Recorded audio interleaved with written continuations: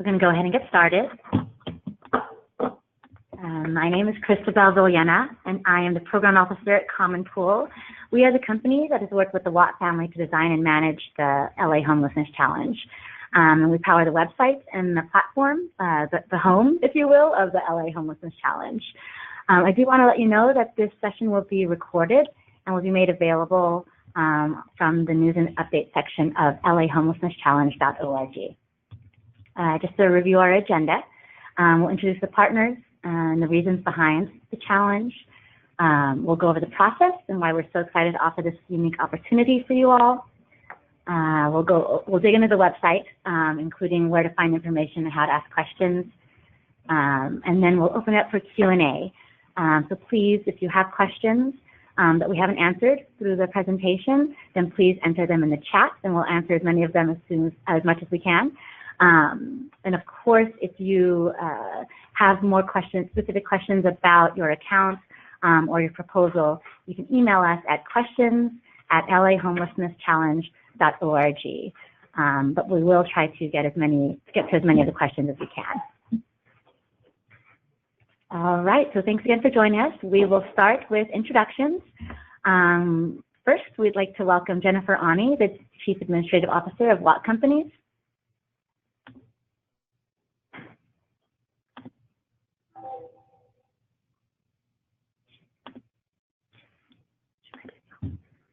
Jennifer, I think you might be self-muted. You might need to help us by unmuting.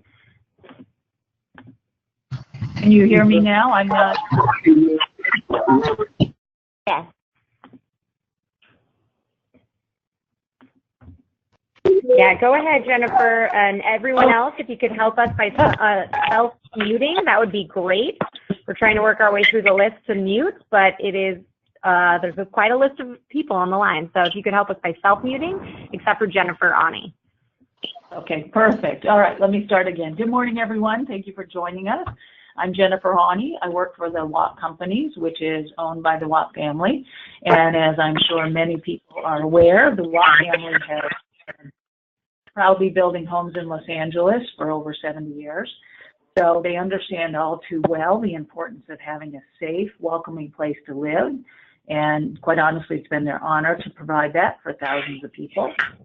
However, on the flip side of that, they're all too aware of the reality of homelessness in Los Angeles, and they have a keen sense of social responsibility, and that helps them come to the idea to challenge, so to speak, creative minds to find and implement innovative and impactful ways to provide services to the homeless population.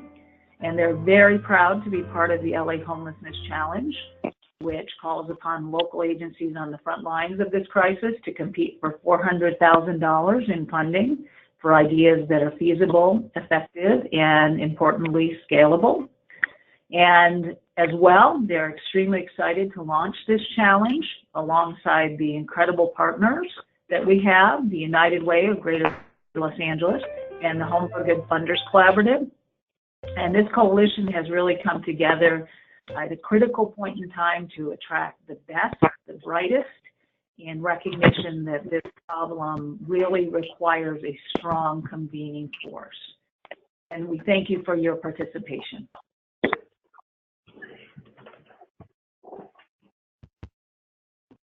Excellent. Thank you, Jennifer. Great, and this is Emily Bradley from United Way of Greater Los Angeles. So we're really excited to be working with the Watt Company and Common Pool on this effort. So to share a little bit about who we are and our initiatives around homelessness, to give you a sense of kind of why we're jumping into this effort. United Way works to break the cycle of poverty in Los Angeles County across 3 interconnected issues: education, economic mobility, and homelessness. We launched in 2010 our initiatives around homelessness called Home for Good, a countywide effort to end homelessness that incorporates a lot of different stakeholders across public, private, and nonprofit branches of our sector. We have been very successful over the last few years of building systems of change and scaling solutions to help to help the nearly 53,000 people who are living on our streets come inside. We're also very interested in uplifting innovations and showcasing strategies that help us push the needle on our efforts to end homelessness. So this was a prime example of how we could come together around that. One of the key vehicles in how we do that is our Home for Good Funders Collaborative, which is a group of about 30 public and private partners who jointly invest in solutions to homelessness each year. Through that group, we've also been able to support and help invest into the LA Homelessness Challenge, and are excited to see what comes from this process in terms of amazing ideas that you all bring that we can uplift and help scale through this investment. Excellent. Thank you, Emily. And finally, we have Jason Morgan, CEO of Common Pool, joining us today as well. Hi, everyone. Good morning. Thank you for your time. So I'm the CEO of Common Pool. As Christabel mentioned, we are the firm that was hired and that has been partnering with United Way and others to design, build, and manage the LA Homelessness Challenge. You can go to commonpool.org and learn more about our company. I just want to say that we run these kind of programs around the country, around the world. Actually, we do work for NASA to put new technology on the International Space Station, so we do it more than around the world. I think that's an important note for this call because I want to put into context the level of effort that we've committed to this project. In designing a competition for NASA, again, to put new technology on the International Space Station, we spent about 4 to 5 months designing the parameters of that competition and then building that competition prior to the launch of it. We spent about 14 months learning about homelessness in Los Angeles, designing this competition, and engaging partners and stakeholders. So what we've learned from our perspective is that while homelessness services aren't rocket science, in our perspective, actually it's harder than rocket science. That this is a very entrenched issue. It just so happens that we are located, our corporate headquarters are here in Los Angeles County. So while we work in Sweden and the United Arab Emirates and Scotland, all over the world, this is our opportunity to showcase what we can do in our own backyard. So we also have a personal commitment to this cause. What I would say is that when we first sat down with Watt Families United Way of Greater LA, there were 2 guiding principles for designing this program. The first was to make sure that this wasn't just about winners and losers. We want this program to be a convening force for everyone that participates, and we want everyone who participates to gain some value through this experience. Okay, and we think that makes us fundamentally different than a lot of more traditional approaches to grant making. Okay, we respect your time and your effort, and we also recognize that these 2 grants of $200,000 each pale in comparison to the funding that's going to be coming through the pipeline through Measures H and HHH. And so what we've done is we've really tried to focus on those solutions which we think are more scalable within those price parameters.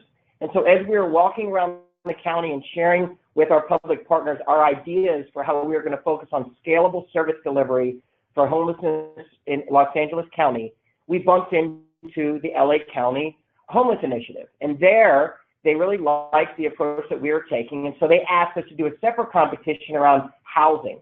So there are currently 2 programs, and I want to make sure everyone's aware that this program we're talking about today is about scalable services. The Housing Innovation Challenge is about developing scalable housing solutions for the homeless. And so we see these as 2 sides of the same coin, but we're going to be focusing on scalable service delivery models through this competition. Again, within the price parameters of 2 $200,000 grants each. And so think of those boundaries as your opportunity to showcase what's different, what's unique, what's kind of an idea that may have been percolating with you and your partners or your teammates for a long time, but where you've never really had a chance to showcase that idea or to dig into that idea. The second kind of notion around this was that we wanted to make sure that every experience was both open, transparent, and fair, right? And so we go through a lot of effort to publish the website that you're looking at now and to make sure that anyone that goes here understands what are the implied costs to participate and what's the potential benefit for that participation. So I'm going to now walk you through some core elements of the website. And what my personal belief is that there are very few questions that we can't answer on the website. So this is an opportunity to remind people who've already visited the website kind of what's there and why it's there. But this is also an opportunity to trigger or to prompt people to spend a little more time on the website to kind of ferret out some of these details, some of these nuances. So most people that come to our website have a few questions right off the bat. Our call to action is that everyone who goes there can choose to register to participate or not. And so if you look at that website, you can see that there are various places where we have a counter, where we've indicated the number of days left in order to register. As of today, there are 13 days left for you to register by noon Pacific Standard Time on August 21st. So you have a little less than 2 weeks to make that decision and then to register. Once you've registered, you can then begin your application. So for those who've already registered and already working on their application, that's great. For those that haven't, that's our call to action today. Please complete registration within the next 13 days. If you don't, you won't be able to apply. After our registration deadline has closed on August 21st, you will have about 11 more days to actually submit your application. The application deadline is September 5th at, again, noon Pacific Standard Time. And so those are the key deadlines as of right now. Now, once you get here and you understand what you have to do next, the next question that we often get is, okay, well, but how long is the application? What level of effort is required? And so we publish all of those application requirements right on the website for the public to see. You can go to the menu or you can navigate to that web page regarding our application in any number of places throughout the website. Once you start reading through this application, you're going to see that we're asking a lot of you. If you counted up the number of maximum responses we could get for each question, it would be about a 13-page application. That's, again, if you maxed out your response to every word limit for every question. In addition to that, there are a few multiple choice questions. You will have to provide a detailed financial statement or budget, and there's a prescribed format for that budget. And then lastly, there's the video feature of this, where we're asking you to submit a video uplink through YouTube. And this allows you to make a personal connection with the judges, to provide a very sincere, authentic response to your reasons for your proposal. For the video, we're really not asking you to incur a lot of cost around how that is produced. And in fact, we run hundreds of these competitions, and what we've learned is that the most produced videos often don't get the best scores. It's usually those videos that represent a very authentic, sincere response that do the best. So don't go out and spend a lot of money on your video, but make sure the video captures the core content of your application. Another thing I want to say about the application is that there's a lot in here. We are opening this competition to any agency from anywhere in the world to participate, but we also know that the needs of LA County are unique and that our individual communities represent different challenges. And so every team that participates actually has to have someone who's a seasoned worker who's been on the front lines of homelessness here in LA. So if you're in Seattle or St. Louis, that's great. If you've got something that works somewhere else, you want to transplant it here, that's great. But that solution has to be informed by someone who's been on the front lines right here in LA County. It's very important to us, okay? So I encourage you to read through the application to see exactly what's required. Once someone has done that, often their next question is, okay, great, I see what the implied costs are. I understand the burden on me and my team members, but how am I going to be judged, right? And that's probably even a more important question. And so if you go to our scoring process, if you pull down the menu on the website and you go to the scoring process, you can click on Trait Scoring Rubric. And here you'll see that we have really spent a lot of time detailing exactly how we're defining a great application, a mediocre application, a less than average application. So there are 4 traits to this trait scoring rubric. And each of them have a label. In the first case, the first trait is game-changing. You'll see under the word game-changing, there are a series of questions. We call those prompts. And those are intended to further define the label or the word game-changing, really to provide you a better sense of what we're asking you to do. Then you'll see there's a 5-point scale from 0 to 5. And there are anchor words on the extreme ends of each of those scales. You can see them to the left and right of the scale. Now you can see that there's a dot that you can toggle back and forth. And as you toggle back and forth in between these single integer scoring ranges, you'll see that a predefined definition of what that resolve score means appears above the scale.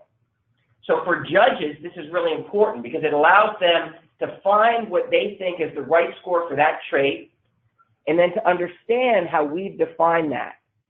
Further, once your judges are resolving a score for each of those traits, they then have to provide a minimum 50-character comment in order to justify that resolve score for that trait.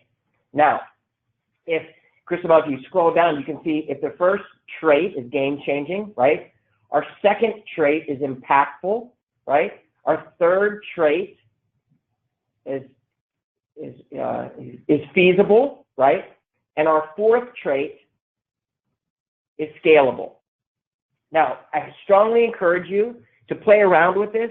The user interface that we've provided on this public website is the same interface that the judges who will be assigned to score you're going to have to use. So a lot of applicants will begin to kind of reverse engineer this process. They'll start to adopt language that they see at the higher end of these scales, right? They'll start to really think about why these four traits are particularly important for us, for the sponsors, for the program administrators, right? And hopefully they'll engage in a conversation with their colleagues and other service providers to say, hey, this is unique, this is interesting. Here's how this particular program is defining somewhat intangible word like scalable. So once they've kind of begun to reverse engineer the process, then the question comes up of, the next question we often get is fairness. Okay, I see what you're asking me to do. I see how you're going to score me, but how do I know that the game isn't rigged, right? How do I know that the judges that you're going to assign aren't going to ding me for something, or if I'm not going to get, if I'm not going to get in trouble, if say I get 4 tough scores, right, or 5 tough scores. So we provide a detailed and technical description of what we call our normalization protocol. For every valid submission that we get, every application that meets our eligibility criteria, we assign 5 judges. And those 5 judges' scores are then statistically normalized. What that means is that there's a mathematical process to ensure that if you get assigned a judge, who often can be described as a tough judge, someone who on a 5-point scale will only give 1s and 2s, and someone else is assigned a judge who might be an easy judge, on a 5-point scale they only give 4s and 5s, right? We're able to mathematically rescore those judges rescale those judges' scores using this process. And we've used this process all over the world. We've used this process in hundreds of competitions, and we know that it works very well to create a level playing field for everyone who's involved. Okay, so now we've said, here's the burden to participate, here's how you're going to be scored, here's how the score is going to be calculated, and then the question we often get next is, okay, who's going to score me, right? So we actually provide a name and a background statement for every judge who's currently volunteered to participate in this process. So you can meet these judges. You know, sometimes we're revealing our bias, right? If everyone on the panel is, say, a chemist, right, or a biologist, you know we're looking for those kind of solutions. In this case, we've looked for people who have a breadth of experience around homelessness issues in Los Angeles, people who represent their own discretionary capital or the capital of their employers. So if you think of who we're looking at in terms of our evaluation panel members, our goal around this competition is to ensure that those individual members are all getting access to the best applications, to all of the applications actually. Even though they may be only assigned to score 10 of the total pool, they're going to have access to all of the applications so that they can then dig into that stack, right? And they can decide, hey, this is a really neat idea that aligns with my organization's priorities. And if you go and you look at the introductory paragraph to the application, we've worked hard with the Home for Good Funders Collaborative and United Way of Greater LA in order to state specifically that applicants to this competition are going to gain access to all of the Home for Good Funders Collaborative representatives. And so this whole program is supposed to be a convening force to make sure that we're sharing great applications with other funders. This isn't just about 2 grants of $200,000 each. This is making sure that you have an open, fair, transparent experience to share your best and brightest ideas and to give those ideas to the county, to give it to the private funder community, to give it to many other interests, even beyond LA County, who have a specific vested interest in this outcome, right? And so once we pass our initial evaluation panel assessment, we then go into a second round of assessment. And here you can see there are a smaller number of judges, right? We have Elise Buick, who represents United Way of Greater LA. And then we have the two principal representatives of WAT companies. What we're going to do is we're going to schedule an actual live pitch event so that 5 different top scoring organizations are going to be able to come and present their best ideas to an audience. And that audience is going to include those other funders. So we really want to make this a showcase opportunity for everyone, not just to kind of potentially use that presentation to win a grant, but also to kind of refine their presentation skills and to make sure that as they kind of market their solution, they become more invested in it. For us, Common Pool, we often find that by making sure that everyone has to go through this process, right, which is a rigorous process, they become more attached to writing that plan, writing that proposal, and presenting that proposal. And very, very often we find that those agencies will go on to launch those ideas independent of the competition. So that's a goal of ours. We don't hide that goal. And we want everyone to feel like they're getting support as they go through writing their proposal. Okay, so now I'm going to turn it back over to you. We can field questions, or we can kind of continue exploring the website if people have more specific areas of concern. Great. I think this is Emily again from United Way. I just want to thank the Common Pool team for designing this beautiful website and making it easy to navigate. I think it is very user-friendly, and it offers a lot of the information that you need to take this back to your leadership teams, take this back to your stakeholder teams, and to really dive into the competition. And as Jason mentioned, this is both a competition for this funding, but it also is a broader brainstorm for Los Angeles to solicit ideas from the ground up that we can look to be able to implement, whether through this funding or otherwise. So really, this is a call for your best ideas that we can then kind of circle around and bring support towards.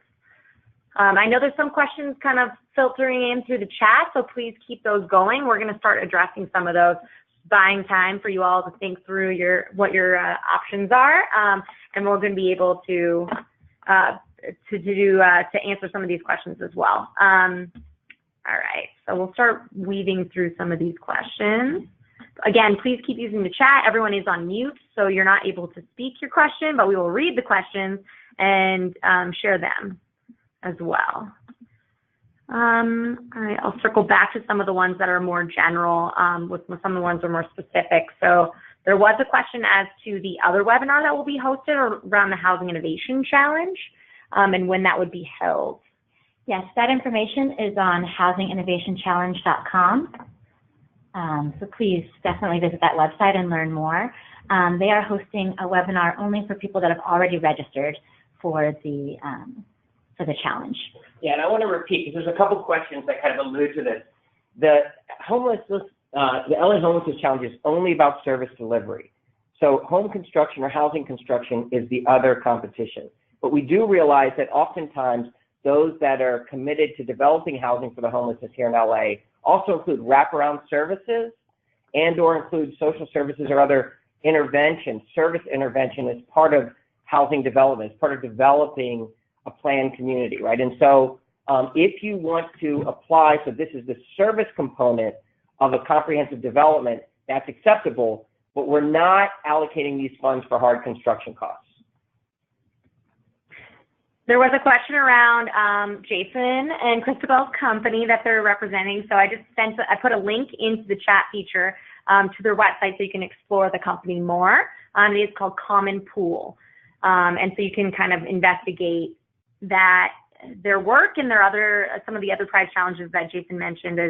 As he mentioned, they have done this for a long time, and they do this all over the world and beyond. So please check out some of the competitions that they've run on other issues and get a sense of who they are and how and their experience in this field before you kind of dive into the application process. Is this funding to be spent over a 12-month period? Will there be opportunities to work with the funder to ensure the sustainability of these funds for at least a 24 or 36-month period? In terms of the competition, we did not set a specific time frame. I think it's really up to you all to kind of showcase what would work best for your particular idea. So, but this is really about kind of scaling an innovation or an idea that you have. And so there is kind of there'll be a time limit to that. In terms of sustainability, I think as we look at ideas that have really strong components, I think one of the things the Funders Collaborative we always look to is sustainability. So you being able to speak to how not only you're scaling, but you're sustaining that effort is really critical in showcasing the strength of your proposal. When we talk about scaling solutions for the Funders Collaborative in many ways, that is through public investment. So one of the things you should consider is how private philanthropy in this competition can help spur you to the next level, can help catalyze your project, and then looking to how, with proof of concept, how you might sustain that in the long term through public investment. Private investment could always be available to continue and sustain projects, but realistically, the funding available through private entities is always going to be smaller and less stable. So we just encourage you to look at that as an opportunity. Yeah, this is Jason. So I want you to spend a little time looking at the application. You'll see that you are required both to provide a narrative overview of your project plan for using this $200,000, as well as a detailed financial budget in order to stipulate exactly how you're going to spend that amount of time within the time parameters that you've described in your project plan. And so one of the traits that you're going to be assessed against is feasibility. And so we really want to see that regardless of your technical approach to your scalable service model, that you're spending those resources as efficiently as possible and within a realistic time frame. And so that's really important. Now, when it comes to leverage, right, we also recognize that there may be applicants out there that already have secured some funding in order to implement this new service model, right? And we provide a place for you to recognize that. And so that's great. We don't see that as an explicit endorsement, but if in fact those other partners have already conducted their own due diligence, and we think that the credibility of those partners does speak to your own credibility, that's great. You should emphasize that.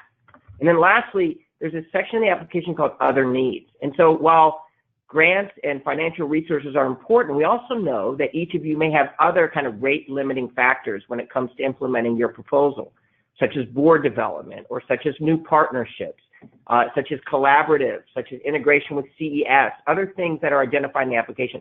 So there's a place for that. And you can actually tell us, here's what else I need. And that's going to be really important for the Home for Good Funders Collaborative, because we can then circulate that to them. And we can circulate that to our public partners. We can try to find other ways to potentially help you. Great. So another question that is popping up in the chat is, can these funds be used for advocacy services, such as connecting clients with direct services, or can they only be used to support direct services themselves? So in terms of the competition, it is direct service systems and models. So there could be elements where you're providing direct services and funding direct services as part of that. But it also could include coordination, and it can include partnership building, it can include other elements. So it doesn't have to be only direct-to-client services, but it's about the service delivery model and program that you're presenting.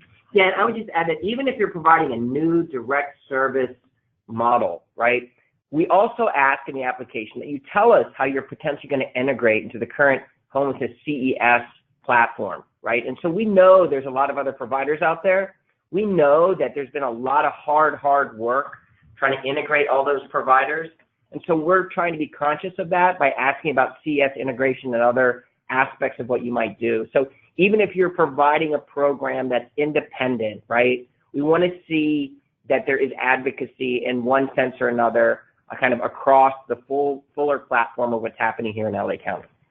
That's great, and that kind of addresses another question that popped up around, does this have to be an existing program or a new program? And so that goes to that point that this is really about bold ideas that can be scaled, and so to some extent, those might be things you've tested and tried, or you're trying to test in a new way, but ultimately connected to the existing system that we're working to bolster and build. Yeah, and you'll see throughout the website, we use words like innovation and new and bold and ambitious. We see those things. But in the application itself, we actually take time to say sometimes what's interesting about an intervention is how it scales, right? So if you have something that's already working really well, but your innovation is just taking that and expanding it, finding a better, more efficient way to scale it out, that is an innovation. So what may seem on the surface to be very boring in the sense that we've seen it, it's worked, we know it works, can actually be really compelling for our purposes because we believe that scalability is one of the big hurdles in LA County. Listen, there's going to be a lot of funding that's going to come through the pipeline with H and HHH. And we just want to use this program to show that the current network and those new programs that are going to come online in the next decade are in fact scalable. They're ready to assume those additional funds, and they're ready to address some of these harder questions of scalability. Right. Another question coming up, that your company resides outside of Los Angeles County. Can we partner with another organization to meet the criteria for having local presence? So the only criteria for local presence is not that you should be geographically within LA County. It's just that you should have a member of your team who is a seasoned veteran who's worked in LA County, and that those target beneficiaries of your services are actually within LA County. So if you're a provider outside of LA County, but you have a service model that hits the LA County target beneficiaries, and that service model is informed by someone who's a seasoned veteran working on the front lines, you absolutely can apply. And you should take a little more time to look at our rules and our terms and conditions. That stipulates the finer details of what constitutes an eligible organization. We're accepting applications from both nonprofits and for-profits. We've gotten a lot of interest from government organizations, but those government organizations can only apply through either a nonprofit or a for-profit partner. This is an important point because we want to make sure that where we've seen in the past that government agencies are interested in these kind of programs, often it becomes very hard for our sponsors to write a check to a government entity. So, and we also want to encourage partnerships. So government agencies are not turned away. They just need to find eligible nonprofit or for-profit partners to work with. Another question in the chat is, can organizations apply for both the housing and services challenges? And then a couple other questions on the structures of those, but we'll answer that one first. Yeah, so the answer is yes. These are two independent programs. They've been marketed, as I said before, using the analogy, two sides of the same coin, but they each require separate registration, separate application, separate submission. They have different judges. They have different application requirements. They are two independent, different programs. And so they have different websites. You're looking at the LA Homelessness Challenge. You can go to housinginnovationchallenge.com. housinginnovationchallenge.com if you want to spend time focused on that other program. Right. And in terms of what those are, as Jason had mentioned, you can dive into the website for more information on the details. Service Challenge is not about housing construction. Housing Innovation Challenge is. And in terms of, there was a question around, is the Housing Innovation Challenge just for ideas, or do you have to construct? And it is for implementation, development of an idea. Does the grant cover staff salaries? So in terms of kind of budgeting, we know that staff are essential for service delivery, and coordination. So in terms of the budgeting, we encourage you to look at what would it take to scale a project and to fully budget that out, inclusive of all costs related to that. Again, this is about service delivery model, though, so focusing on that, and then looking at how you can leverage other resources and opportunities so that you're maximizing this unique funding against other resources that the community holds.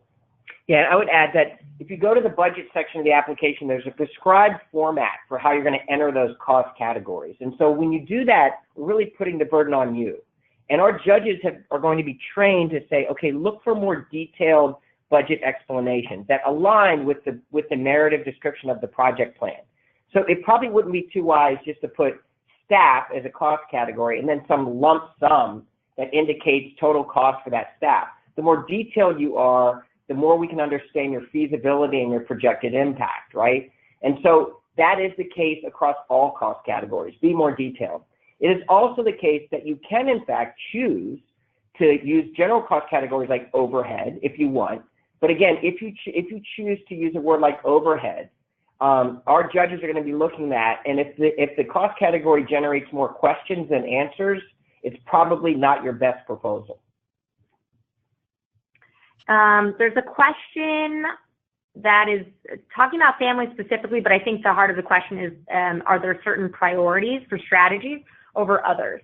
So in terms of that, I mean, I think in our work in general in Los Angeles County, obviously the LA County has a set of strategies, as do many cities, around ending homelessness. So I think there is benefit in aligning to the strategies that have been prioritized for our community in ending homelessness. That being said, we don't have like a certain part of the housing process or certain population even that is a priority over others. This is about solutions holistically, and that is not prioritizing one over the other.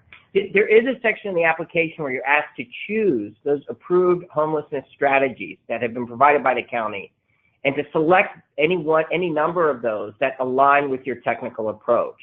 And we have suggested in the application that once you've chosen those approved strategies, that you start to weave that language throughout the rest of the application. We really want to see alignment. We really want to respect all the work that's taken place prior to this program, and we want to show how this program can support ongoing efforts by the county and others. Great. There's a question about, do we work with other initiatives like those that the mayor of Los Angeles City has launched? So yes, I think in terms of kind of coordination, so you know that the Home for Good Funders Collaborative is inclusive of public agency partners. You'll see in the judges that there is a representative from the mayor's office who will be participating, as well as other elected offices and other public agency representatives. So all of those voices are a part of this judging process as well. And we work continuously with those agencies around how we can identify solutions and scale them. So they're definitely, the mayor's office as well as other elected offices are in coordination with this challenge. And I will say the same is true for the Housing Innovation Challenge, which is funded through Measure H funding, and so is very connected to the priorities of the county and as well as the city, who has an aligned set of strategies. All right, so I'm going to read this question aloud so we can get through some of the details of it. The grant application asks which funding initiatives our proposed project most aligns with. Will the funders advocate for the expansion of these funding initiatives to include our project scope moving forward? So I think this goes to the sustainability question is really what it's at. So I think, one, we have an immense amount of resources, and every 3 years through Measure H, there is a conversation and a process to decide where our priorities are in terms of revenue and budgeting. So there's always an opportunity and each year is a new budgeting cycle for our public agencies as well as for our philanthropic partners. And so as we kind of identify opportunities, there's definitely conversations at the Funders Collaborative table and beyond about where we should prioritize our funding. So identifying opportunities through this challenge that then we can scale and that are worth our advocacy, we will absolutely continue to bring forward. This is a great way to uplift those into the funding conversation so that they can be prioritized and can continue to be funded through the different funding streams we have available.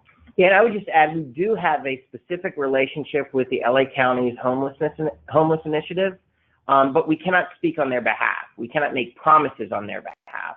All we can tell you is that we are going to look to those applications which align with specific approved strategies, and we are going to share those applications with LA County so that they can make their own decisions. Right. And I will also say too, the Measure H funding is continuing over, the next many years. And so there are opportunities to use Measure H and its growing pool of funding in new and different ways. And so there's openness to new ideas being incorporated into those strategies we have. So just kind of keeping that in mind that, the strategies are evolving with Los Angeles and with our solutions. So, it's open to innovation. And so you shouldn't think of those strategies as being set in stone. They are evolving with Los Angeles. Question is probably a specific question to some of you is are we eligible and competitive if we've never had a grant award before? So this is open, to different ideas. So the strength of your ideas and your ability, again, across those scoring rubric areas, or trait scoring rubric areas, are going to be the key. So just because you haven't had an award before does not mean that you're ineligible, but you should potentially think about, in my opinion, looking at partnerships to help ensure that you can scale and sustain the project if you do not have kind of a continuous amount of resources coming in already for the project. Yeah, this process is very accountable. So you know whether you've received a grant or not, exactly how you're going to be judged, right? And if you look through the application, you're going to see we're asking very detailed questions about the experience and the credibility of the team. We're asking very detailed questions about the verifiability of the technical approach.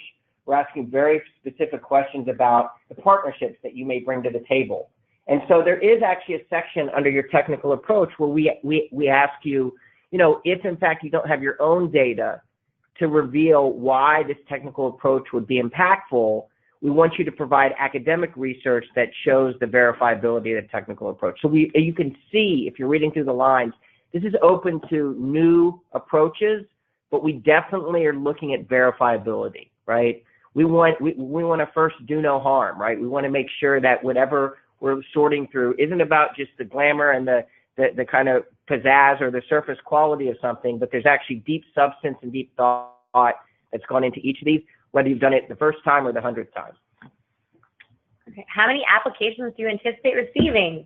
This is something we're not allowed to reveal. What we can say is that we've had very robust participation, and we're very happy with the range and the type of the applicant pool. And we feel very strongly that if you've already registered and you've gone on the forums and you've been asking questions, or if you looked at some of the other themes that have come up in those questions, that's actually a very important part of this process. The ability to connect with others who are the grant makers, to have your questions asked directly, to receive direct technical support from Christabel and her team. In our experience, what we basically asked you to do is to write kind of like a business plan, right? And this application can be up to 13 pages, multiple choice questions, a video. So there's a commitment on your part, and we really are doing that on purpose because we want to promote that content out to others. We want all of those who are part of this process to feel like they're part of the same community of practice, and we want to convene them as much as possible around these other funding opportunities. Great. Any other questions? I think we've run through most of the chat ones. There was one outstanding question around kind of, and I'll circle back to it, that was around essentially a kind of ideas and what kinds of projects we'd be looking for. I think we are open. It is really up to you to kind of propose what types of projects you'd be most interested and able to support and scale. I'm trying to find the exact question so I can make sure to what types of concepts you're looking for. Okay. So yeah, it's the same situation, and I think similar to what we talked about, we're looking for projects that are reflective of the needs of Los Angeles, that are aligned with the strategies and systems we have in place, and that help bring a bold new idea to scale that is related to helping our most vulnerable populations come inside and to best serve the people who are any place through that housing process. That's very general, but it's meant to be general because we don't have the answer. We're looking for the answer. I think oftentimes we get this question where we've come through all this effort to say exactly what's in this trait scoring rubric, to say exactly who the judges are, to show you exactly how their scores are going to be calculated. But we always get the question, but hey, what are you really looking for, right? And so in this case, I just want to emphasize that the judges that are assigned to you, the 5 judges that are going to be assigned to you, can only score you against the traits in that rubric. There is no other way for them to score you. And so within the confines of those 4 traits, you can see exactly what we're looking for, right? And what will happen is, even if those judges have some intuition about something you've said or done that transcends the rubric, you're going to see that both in their scores, and you're going to see that in the comments they're going to provide to you. So we're not about prescribing the solution. We're giving you a pathway. We're agnostic to what that outcome is so that you can be as open and as creative as possible and that you can be scored in a way that's fully accountable. Great. Question, did you say earlier that you can reach and cultivate relationships with judges? No, we did not say that. But the nature of that question does imply that there's going to be an exchange with the judges, and that exchange is true. You are going to have opportunity to read the scores and comments that are going to be provided by those judges. Their identities will be anonymized, but the specific content for their scores and their comments for each trait in that rubric will not. You will have that as feedback. Oftentimes, our applicants in our competitions will use that to refine their approach. They'll use that loop, more or less, to go back and to recraft certain sections of their idea, and then to launch those with that feedback included. Can services be provided toward homelessness prevention and recovery, or must they be for homeless population only? So one of the approved strategies by LA County is actually homelessness prevention. And so you are certainly allowed to kind of align with that approved strategy. I would say that we're very open, but we do want to see that you're building on the progress that's already been made. So if there is a parameter around the type of ideas you can get, if the strongest indication of our bias is alignment with those approved strategies. However, we do believe that those approved strategies are very wide-ranging and that there's pretty much enough opportunity to submit any idea within those parameters. Absolutely. The homeless service system is pretty broad reaching, so definitely alignment. Looking at the LA County Homeless Initiative's website to find the strategies and read through those are a good way to see kind of where the guardrails are in terms of where our system ends and where others begin. But definitely this is about homelessness overall. And so in some way, whether it's prevention, retention, or otherwise, should be serving our most vulnerable populations who are at risk or currently homeless. All right. What populations are to be served through the homeless housing provided? Yeah, that's a great question. So this is another area where we've provided you the opportunity to answer that. So within the application, you have to identify both the target beneficiaries of your services, your proposed services, as well as local community conditions. So we know that there are certain programs which may focus on a specific demographic. There are certain programs that may focus on a particular geographic region. And then there are certain programs that kind of extend beyond a specific geographic region, and they're kind of universal across LA or beyond. So those two questions give you an opportunity to say exactly who it is, exactly where it is, and if it extends beyond all of the geographic distinctions within LA County, you're provided the opportunity to pick one of those that is an exemplar of perhaps your toughest challenges, so that you can kind of show kind of the hurdles that you have to overcome with a particular community, even though you may be serving beyond that neighborhood or beyond that area. Great, and actually leads to the next question, which is this intended to cover the entire county? Yeah, so it can. You can also focus on either going very broad or you can focus on going very narrow and deep. That's your opportunity to kind of showcase why you made that decision.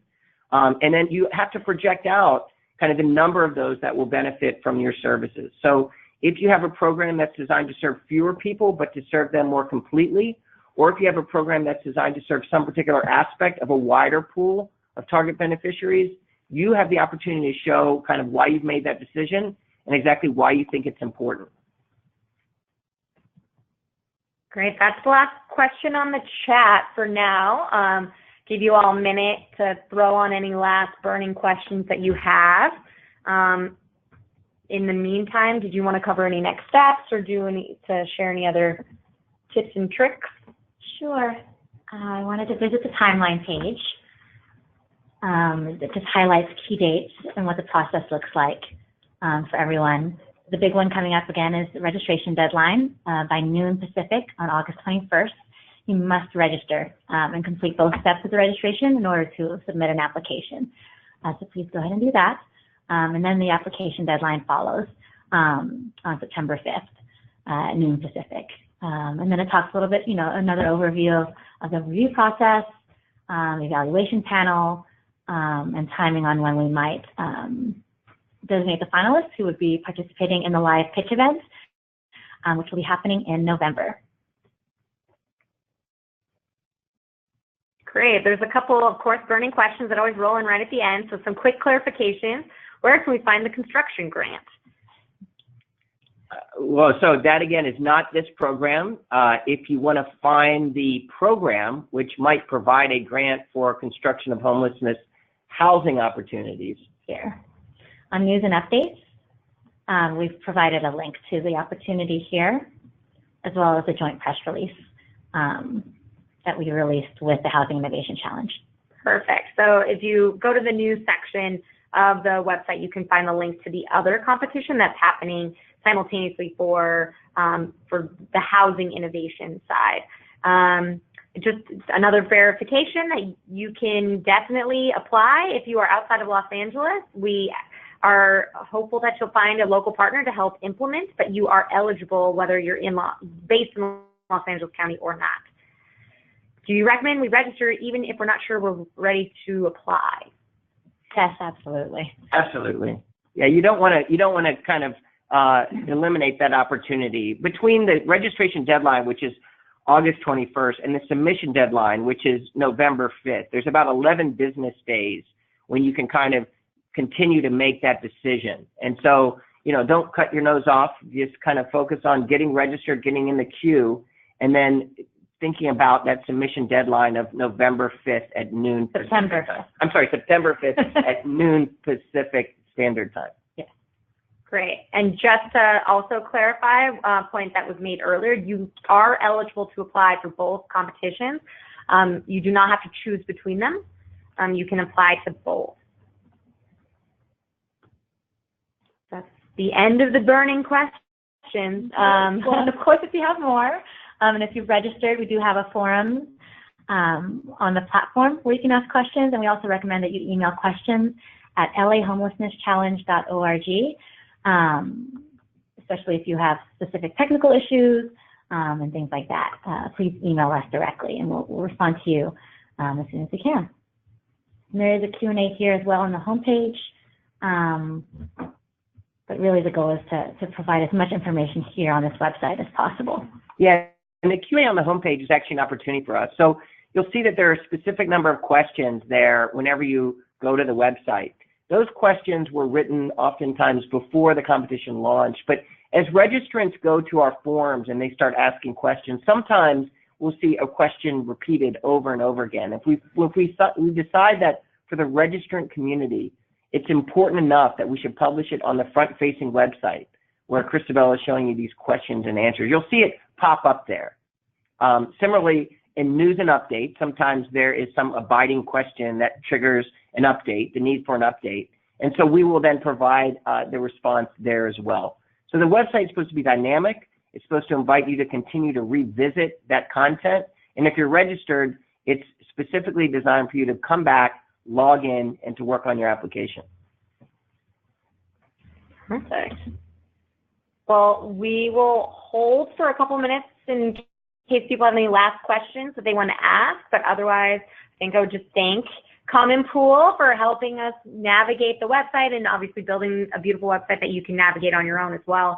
And then are really excited to see all of your ideas come through. So make sure to register in time so that you have the opportunity to submit an application by the deadline, which again is September 5th at noon.